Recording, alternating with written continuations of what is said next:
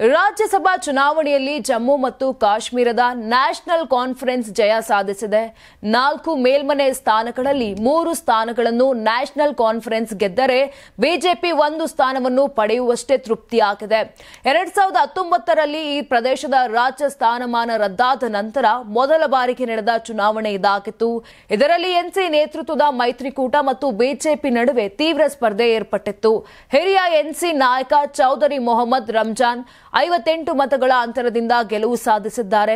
ಸಜ್ಜದ್ ಕಿಚ್ಲು ಮತ್ತು ಶಮ್ಮಿ ಒಬೆರಾಯ್ ವಿಜಯಶಾಲಿಯಾಗಿದ್ದಾರೆ. ಬಿಜೆಪಿಯ ಸತ್ಪಾಲ್ ಶರ್ಮಾ 32 ಮತಗಳೊಂದಿಗೆ ಗೆಲುವು ಪಡೆಯುವಲ್ಲಿ ಯಶಸ್ವಿಯಾಗಿದ್ದಾರೆ. ಇನ್ನು ಗುಲಾಂ ನಬಿ ಆಜಾದ್, ಮೀರ್ ಮೊಹಮ್ಮದ್ ಫಯಾಜ್, ಶಮ್ಶೇರ್ ಸಿಂಗ್ ಮತ್ತು ನಜೀರ್ ಅಹಮದ್ ಲಾವೆ ನಿವೃತ್ತಿಯ ನಂತರ ಜಮ್ಮು ಕಾಶ್ಮೀರದ 4 ರಾಜ್ಯಸಭಾ ಸ್ಥಾನಗಳು ಫೆಬ್ರವರಿ 2021ರಿಂದ ಖಾಲಿಯಾಗಿ ಉಳಿದಿದ್ದವು. ಮುಂಬರುವ ಸಂಸತ್ತಿನ ಅಧಿವೇಶನದಲ್ಲಿ ಹೊಸ ರಾಜ್ಯಸಭಾ ಸದಸ್ಯರು ಪ್ರಮಾಣ ವಚನ ಸ್ವೀಕರಿಸಲಿದ್ದಾರೆ. ಈ ಚುನಾವಣೆಯು ಜಮ್ಮು ಕಾಶ್ಮೀರದ ಪುನಃ ಸ್ಥಾಪನೆಯ ನಂತರ ರಾಜಕೀಯದಲ್ಲಿ ಮಹತ್ವದ ಮೈಲಿಗಲ್ಲಾಗಿದೆ. ಶ್ರೀನಗರದ ವಿಧಾನಸಭಾ ಸಂಕೀರ್ಣದಲ್ಲಿ 3 ಮತಗಟ್ಟೆಗಳಲ್ಲಿ ಮತದಾನ ಪ್ರಕ್ರಿಯೆ ನಡೆಸಲಾಗಿತ್ತು. ನೀವು ಸಣ್ಣ ಆಗ್ಬೇಕಲ್ವಾ? ಅದು ಒಂದು ಉತ್ತಮ ಆಹಾರದಿಂದ ಸಣ್ಣ ಆಗ್ಬೇಕಲ್ವಾ? ಪ್ರತಿದಿನ ನಮ್ಮ ಜೀನಿ ಸ್ಲಿಮ್ ನ ಯೂಸ್ ಮಾಡಿ ಯಾವುದೇ ಸೈಡ್ ಎಫೆಕ್ಟ್ ಇಲ್ದಂಗೆ ನೀವು ಸಣ್ಣ ಆಗ್ತೀರಾ.